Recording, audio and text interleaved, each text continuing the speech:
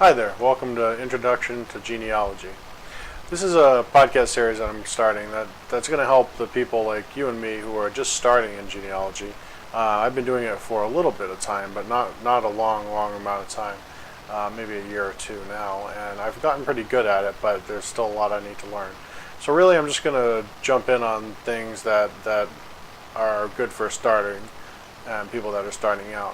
One thing I want to show you is on FamilyTreeMagazine.com, I found a bunch of free forms, really good stuff, basic charts, things that you need to start your family tree.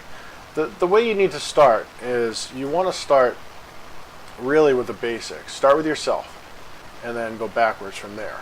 If you want to find out who you are, you need to start there. Now, what I suggest is that you take one of these charts and put your name, your birthday, and year, and so on and so forth in here. And then you put your parents in, and then you build back to their parents. That's probably as much as you know. Maybe you know that your great-grandparents, maybe even met your great-grandparents, but most people probably only know about one or two generations back. But put everything you know in there, and look at that chart, and that's your beginning place. That's where you want to start. From there, you're going to start thinking about family legends and things that people have talked about your whole life that you don't necessarily know if they're true or not, but they could be true, and trust me, some of them are, and you're going to find that out as you go along. One thing you don't want to forget is other people's research. I have a number of other people's research that I have collected, and unfortunately it's I didn't pull it out for you, but it's binders worth of information that other people have done in my family. So it doesn't take all of the family. It doesn't fix all of the issues you have and answer everything, but it can get you to that next level. I have one, for instance, that goes back all the way to Italy, and it names the people that are still in Italy, or were still in Italy, probably passed on now, but it names them, and it also says where they're born and where they lived, which I didn't know, or if I did, it was the wrong place, it turns out. So that's something you want to look at. And when you're doing this, you want to go back and talk to people that are older than you. Older the better. Anybody who remembers things that you don't remember. If you have an older sibling, my siblings are about the same age as me, so they're about remember the same things I do. But my grandmother's 80-something years old, so I talk to her and I ask her a lot of questions, and she has a lot of fun with it. She loves talking about it and remembering things and telling me about people that she barely knew, but I'm very interested in.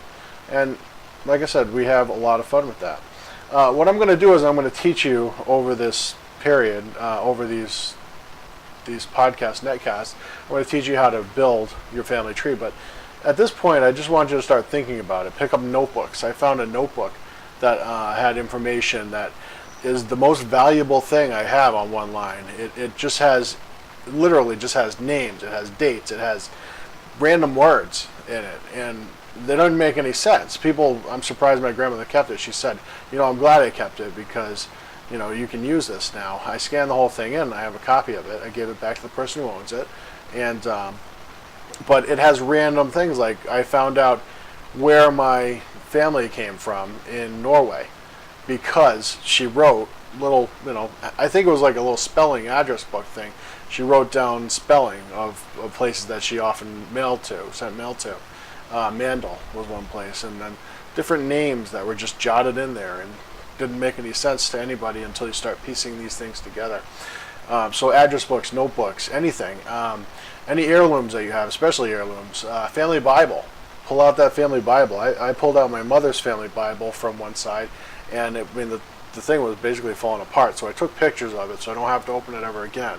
But I got the information out of it, and I got some very good information about people that I hadn't known enough about. Pictures are always good. I have books and books of pictures that my grandmother gave me to look through, flip through, and kind of just learn from. On the back of the pictures, she wrote a lot of things, but you want to look because sometimes, most of the time, people will write on the back of it. You're not related to Kodak though, so don't think that. But so those are the kinds of things that I want you to think about. Is just start writing it down. I mean, it's really that easy. Write it down and start from there.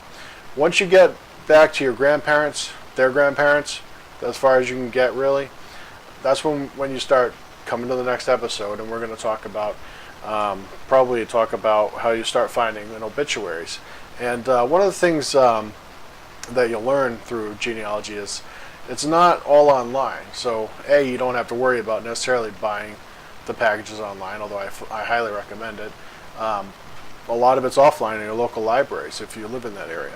And if you don't, there's people out there that will help you and get that information for you. So it's an amazing thing. It's a fun ride, and it's not quite as easy as they make it look on the shows on TV, but it is challenging, and it is a lot of fun, and you do get that moment where it's like, wow, I'm related to that person I didn't even know.